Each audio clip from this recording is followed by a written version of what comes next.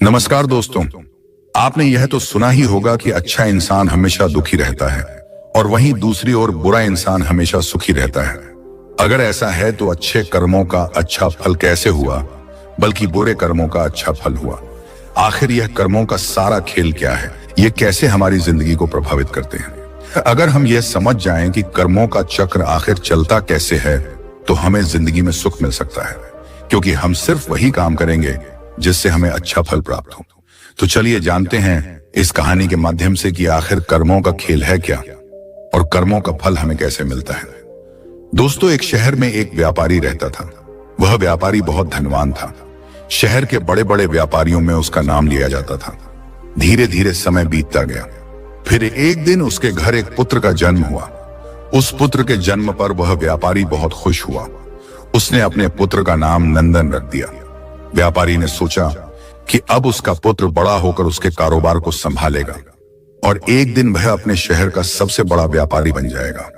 उस व्यापारी ने अपने पुत्र का अच्छे से पालन पोषण किया, उसे अच्छे से पढ़ाया लिखाया। समय के साथ साथ नंदन अब 22 वर्ष का हो चुका था। उसका पुत्र नंदन भी बड़ा होकर अपने पिता के व्यवसाय में मदद करने लगा। पिता अपने पुत्र को अपने काम में सहायता करता देख बहुत प्रसन्न होता था। फिर उस व्यापारी ने अपने पुत्र का विवाह एक सुंदर युवती के साथ करवा दिया। नंदन भी बहुत प्रसन्न था।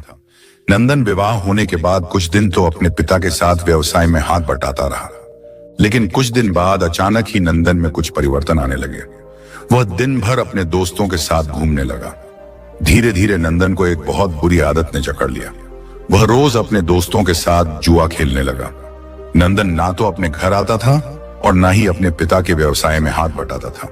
धीरे धीरे समय गुजर रहा था। समय के साथ नंदन के पिता अब बूढ़े हो चले थे। बूढ़े होने के कारण नंदन के पिता व्यापार की देखभाल नहीं कर पा रहे थे और नंदन व्यापार की देखभाल करना तो दूर की बात है, वह तो अपने पिता द्वारा जमा किए गए धन को ही उड़ा रहा था। व्यापार की देखभाल ना होने के कारण धीरे धीरे उसे व्यापार में बहुत नुकसान होने लगा। नंदन के पिता ने नंदन को बहुत समझाया, इतनी मेहनत करके इतना बड़ा व्यापार खड़ा किया है, अगर तुम इसे नहीं संभालोगे और इसी तरह धन बर्बाद करते रहोगे तो एक दिन यह पूरी तरह से नष्ट हो जाएगा।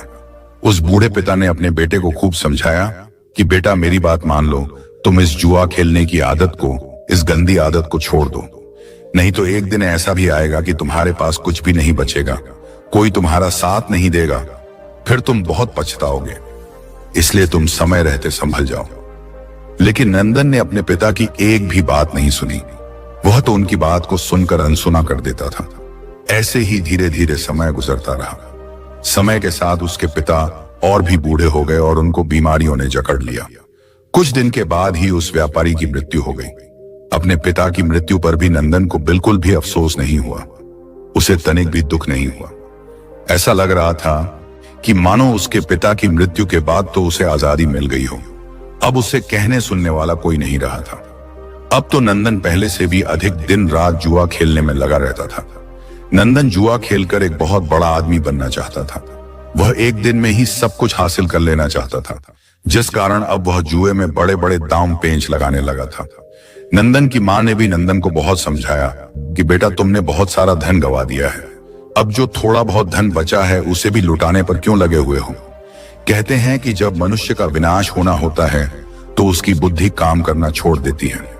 नंदन अपनी मां की बात एक कान से सुनता था तो दूसरे कान से निकाल देता था। उसे किसी भी बात का बिल्कुल भी फर्क नहीं पड़ता था। नंदन दिन रात जुआ खेलने में मस्त रहता था। उसे किसी भी बात का होश नहीं था। नंदन के पास कोई कुबेर का खजाना तो था नहीं जो कभी खत्म ही नहीं होता। धीरे धीरे नंदन का सारा धन खत्म होने लगा। फिर एक दिन ऐसा आ गया जब नंदन के पास कुछ भी नहीं बचा। जुआ खेलने में उसका सारा धन समाप्त हो चुका था। वह अपना सब कुछ गवा चुका था। अब नंदन की मां भी काफी बीमार रहने लगी थी। जब नंदन की मां ने यह सब सुना कि उसका बेटा जुए में सब कुछ हार चुका है तो उसकी मां को बहुत बड़ा सदमा लगा और उसकी मां की मृत्यु हो गई। लेकिन नंदन को अपनी मां की मृत्यु पर भी कोई अफसोस नहीं हुआ। मां का क्रिया कर्म करने के कुछ समय बाद नंदन ने फिर से जुआ खेलना शुरू कर दिया। उसे किसी भी बात से कोई फर्क नहीं पड़ता था। उसके लिए कोई जिए या मरे, लेकिन वह तो दिन भर जुआ ही खेलता रहता था। अब तो वह दूसरे व्यापारियों से कर्ज भी ले लिया करता था। नंदन बड़े व्यापारी का बेटा था इसीलिए उसे किसी ने भी धन देने से मना नहीं किया। लेकिन नंदन ने तो उस धन को भी जुआ खेलने में ही नष्ट कर दिया। अब नंदन के ऊपर बहुत सारा कर्ज हो चुका था। अब उसके घर में 2 वक्त का खाना खाने जितना धन भी नहीं बचा था। अब तो नंदन की हालत ऐसी हो गई थी कि अब उसके पास ना तो 2 वक्त के खाने को भोजन बचा था और ना ही पहनने के लिए कपड़े। वह बिल्कुल कंगाल हो चुका था। अब पूरे शहर में सबको यह पता चल चुका था कि नंदन अब तो कंगाल हो चुका है, उसके पास कुछ भी नहीं बचा है। जब नंदन किसी से मदद मांगने जाता तो सब उसे मना कर देते थे। एक समय ऐसा था कि जब उसके परिवार का नाम शहर के बड़े बड़े व्यापारियों में आता था, लेकिन नंदन की इस गंदी आदत के कारण उसने अपना सब कुछ गवा दिया था। कोई भी उसकी मदद नहीं करता था। नंदन का जब सब कुछ समाप्त हो गया तब उसे इस बात का एहसास हुआ कि समाज के लोग इज्जत उसी की करते हैं जिसके पास पैसा होता है। जैसे ही मनुष्य का पैसा खत्म हो जाता है तो उसके साथ साथ उसकी इज्जत भी खत्म हो जाती है। लोग उसी मनुष्य की इज्जत करते हैं जो मेहनत से कमाता है और अपने जीवन में एक कामयाब इंसान बनता है।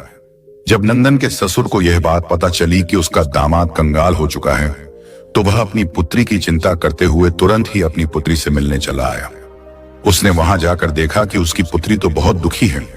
उसकी पुत्री ने फटे पुराने कपड़े पहन रखे थे। भूख के कारण उसका फूल सा चेहरा मुरझा चुका था। अपनी बेटी की ऐसी हालत देखकर उनको नंदन पर बहुत गुस्सा आया। उसने अपनी बेटी को अपने साथ घर ले जाने का निश्चय कर लिया।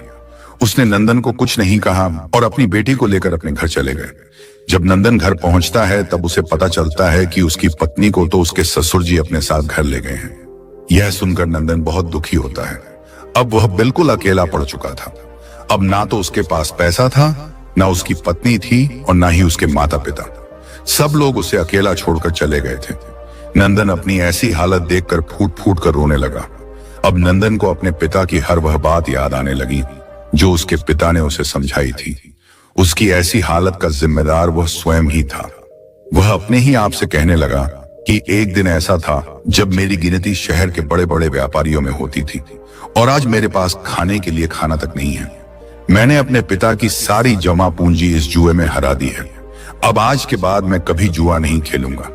अब मैं मेहनत करूंगा और अपना खुद का व्यापार फिर से खड़ा करूंगा। यह सोचकर नंदन अपने ससुर से मिलने के लिए सोचता है ताकि वह उनसे कुछ धन उधार ले सके और अपना व्यवसाय शुरू कर सके। सुबह होते ही वह अपने ससुर से मिलने के लिए निकल पड़ता है। शाम होते होते वह अपने ससुर के घर तक पहुंच जाता है। ससुराल पहुंचकर वह अपनी हालत देखकर रोने लगता है। अपने फटे पुराने कपड़ों को देखकर वह सोचता है कि वह अपने ससुराल ऐसे फटे पुराने कपड़ों में तो नहीं जा सकता। मेरी थोड़ी बहुत जो इज्जत है वह भी चली जाएगी। मैं इस इज्जत को नहीं गवा सकता हूँ। मैं साफ सुथरे कपड़े पहनकर ही अपने ससुर से मिलने जाऊंगा। फिर उसे याद आया कि उसके पास पैसे तो हैं ही नहीं। फिर वह नए कपड़े कहां से खरीदेगा? अगर वह फटे पुराने कपड़ों में ससुराल जाएगा तो उसकी बची खुची इज्जत भी ऐसे ही खत्म हो जाएगी। यह सब सोचकर वह इधर उधर देखने लगा। तभी उसकी नजर एक कपड़े की दुकान पर जाती है, लेकिन शाम हो जाने के कारण दुकान बंद हो चुकी थी। नंदन ने निश्चय किया कि वह सुबह तक इंतजार करेगा। जैसे ही दुकान खुलेगी तो मैं अपने ससुर का नाम लेकर कपड़े खरीद लूंगा और जब मुझे ससुर जी से पैसे मिल जाएंगे तब मैं इस दुकान वाले का उधार चुका दूंगा। अपने फटे पुराने कपड़ों में ससुराल वालों के घर जाने से अच्छा है कि मैं एक रात इस दुकान के बाहर ही गुजार लूं। यह सब सोचकर नंदन उस कपड़े की दुकान के बाहर ही सो जाता है। रात्रि हो चुकी थी। चारों तरफ सन्नाटा छाया हुआ था। सभी लोग गहरी निंद्रा में सो चुके थे, पर नंदन को नींद नहीं आ रही थी। भूखे पेट भला कोई कैसे सो सकता है? नंदन भूख के मारे इधर उधर करवटें ले रहा था। तभी नंदन ने देखा कि एक युवक चुपचाप दुकान के भीतर जा रहा है।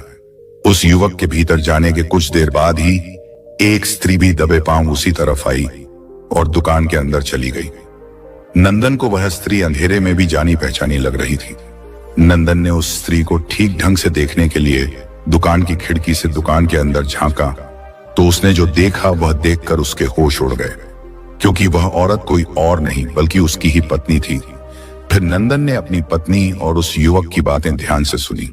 नंदन की पत्नी उस युवक से कह रही थी कि हे मेरे प्राण प्रिय, मैं तुमसे बहुत प्रेम करती हूँ और मैं तुमसे विवाह करके पूरी जिंदगी तुम्हारे साथ ही रहना चाहती हूँ। मैंने आज तुम्हें यहाँ एक राज की बात बताने के लिए बुलाया है ताकि हम विवाह के बाद आराम से रह सकें और हमारे पास किसी भी चीज की कोई कमी ना हो। उस युवक ने बड़ी उत्सुकता के साथ पूछा, कौन सा राज? तुम किस राज की बात कर रही हो? फिर नंदन की पत्नी ने उस युवक से कहा कि मेरे ससुर जी बहुत धनी व्यापारी थे। उनके पास बहुत सारा धन था। उन्होंने अपने जीवन में बहुत कठिन परिश्रम किया था और खूब सारा धन कमाया था। उन्होंने अपने जीवन में 4 घड़े सोने के सिक्कों से भरवाकर मकान के चारों कोनों में गड्ढा खोदकर छिपा दिए थे। यह काम उन्होंने इसलिए किया था ताकि बुरे समय में उस धन का उपयोग किया जा सके। उन्होंने अपने बेटे को तो उस धन के बारे में कभी नहीं बताया, क्योंकि उन्हें डर था कि कहीं उनका जुआरी बेटा उस धन को भी जुए में ना गवा दे। फिर मेरे ससुर की मृत्यु होने के बाद मेरी सास ने मुझे यह सब बताया था। यह सारी बात सुनकर वह युवक बोला कि अब मुझे क्या करना चाहिए। फिर नंदन की पत्नी ने उस युवक से कहा कि तुम जल्दी से मेरी ससुराल जाओ और मेरे मूर्ख पति से वह मकान खरीद लो। वह मकान तुम्हें आसानी से दे देगा, क्योंकि वह अपनी सारी जमा पूंजी तो जुए में हार चुका है। अब उसके पास तो 2 वक्त के खाने के लिए भी कुछ नहीं बचा है और उसे पैसों की बहुत जरूरत है।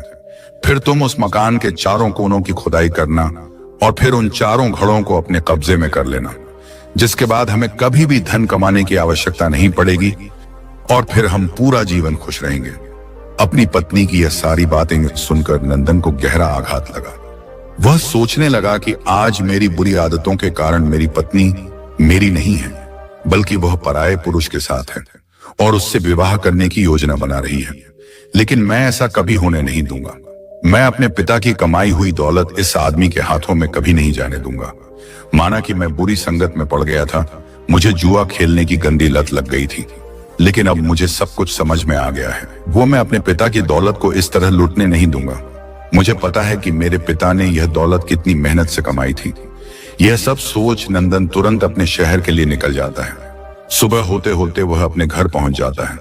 घर पहुंचकर वह बिना कोई समय गंवाए अपने घर के चारों कोनों की खुदाई करना शुरू कर देता है।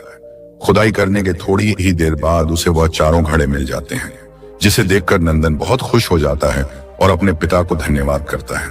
फिर वह उन चारों घड़ों से सोने के सिक्कों को निकाल लेता है और उन घड़ों में मिट्टी भरकर वापस उसी जगह पर रख देता है। इसके बाद नंदन अपनी पत्नी के प्रेमी का इंतजार करने लगता है। कुछ दिनों के बाद उसकी पत्नी का प्रेमी उसके घर आता है। वह उसके घर आकर उससे कहता है कि मैंने सुना है कि तुम अपना यह घर बेच रहे हो। मैं काफी दिनों से इस शहर में खरीदने के लिए घर ढूंढ रहा हूं, क्योंकि मुझे इस शहर में अपना व्यवसाय शुरू करना है। मुझे घर की बहुत जरूरत है और तुम्हें इस घर के मुंह मांगे पैसे मिल जाएंगे। नंदन तो इसी मौके के इंतजार में था। उसे उस आदमी की सारी योजना पहले से ही पता थी। उसने तुरंत अपना मकान उस आदमी को बेच दिया। फिर नंदन मकान बेचने से मिली रकम और सोने के सिक्कों को लेकर दूसरे शहर को चला गया, ताकि वह वहां जाकर फिर से अपना व्यवसाय शुरू कर सके। वहां पहुंचकर नंदन ने अपना व्यापार शुरू कर दिया।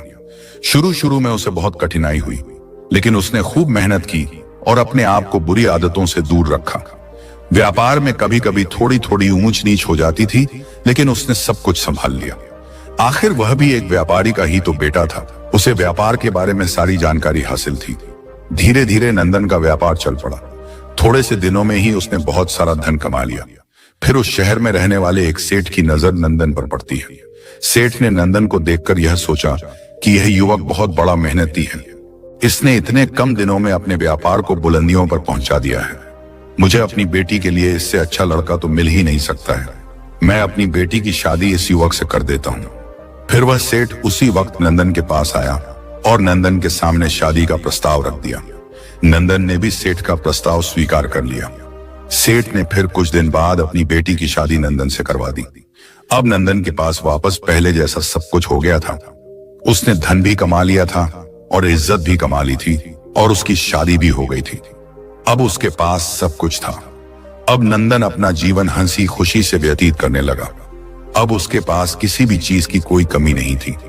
उधर नंदन की पुरानी पत्नी का प्रेमी वह घर पाकर बहुत खुश हो रहा था, लेकिन जब उसने मकान के चारों कोनों की खुदाई की तो उसे सोने के सिक्कों के बदले मिट्टी से भरे घड़े मिले।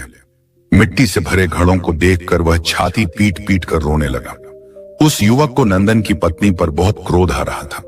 वह सोच रहा था कि काश उसने उसकी बात नहीं मानी होती।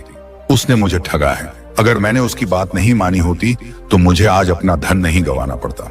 मुझे सोने के सिक्के मिले नहीं और ऊपर से मेरे जीवन भर की सारी जमा पूंजी मुझसे छिन गई। इस घर को खरीदने में मैंने अपना सारा धन गवा दिया है। अब मेरे पास कुछ भी नहीं बचा है। मैं तो बिल्कुल कंगाल हो चुका हूं। उस युवक ने निश्चय किया कि अब वह अपनी प्रेमिका यानी नंदन की पत्नी को सबक सिखाएगा। वह वापस अपने गांव लौटा और अपनी प्रेमिका को बुलाया और कहा, तूने मुझे ठगने की कोशिश की है। मेरी सारी जमा पूंजी तूने बर्बाद कर दी। अब मेरे पास कुछ भी नहीं बचा है।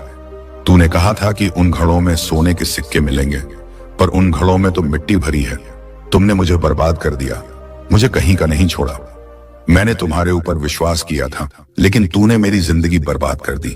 अब तू देख मैं तेरा क्या हाल करता हूं। अब तू किसी को मुंह दिखाने लायक नहीं रहेगी। यह कहकर उस प्रेमी ने अपनी प्रेमिका के नाक और कान को छुरी से काट डाला और वहां से चला गया। अब नंदन की पत्नी अपनी ऐसी हालत पर फूट फूट कर रोने लगी।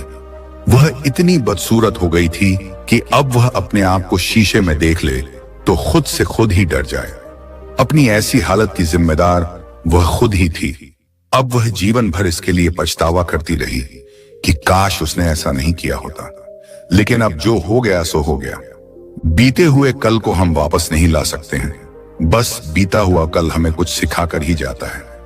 उधर नंदन ने अपनी गलती से पहले ही सीख लिया था कि बुरे कर्म करोगे तो परिणाम भी बुरा ही प्राप्त होगा, और अगर अच्छे कर्म करोगे, परिश्रम और निष्ठा पूर्वक जीवन का निर्वाह करोगे, तभी हमें अच्छा परिणाम प्राप्त होगा। हमारा जीवन तभी खुशियों से भरेगा। किसी ने सत्य ही कहा है कि परिश्रम और लगन से ही कार्य करने पर हम जीवन में सफलता प्राप्त कर सकते हैं। बुरे कार्य करके हमें असफलता ही प्राप्त होगी। तो देखा मित्रों, जब तक नंदन बुरे कर्म कर रहा था, जुए में अपना सब कुछ गवा रहा था, उसे उसके कर्मों के हिसाब से बुरा फल मिल रहा था। लेकिन फिर बाद में जैसे ही उसे यह एहसास हुआ बुरे कर्म उसे बर्बाद कर रहे हैं, तो उसने बुरे कर्मों को छोड़कर अच्छे कर्म के रास्ते पर चलने लगा। इसलिए साथियों, चाहे देर से ही सही, लेकिन बुरे कर्मों का फल और बुरे कर्मों का परिणाम हमेशा बुरा ही होता है। वहीं दूसरी ओर अच्छे कर्मों का परिणाम सदा जीवन में हितकारी होता है। तो दोस्तों, कैसी लगी आपको यह कहानी, आप हमें कमेंट में जरूर बताएं, और पसंद आई हो तो एक लाइक अवश्य कर देना। धन्यवाद।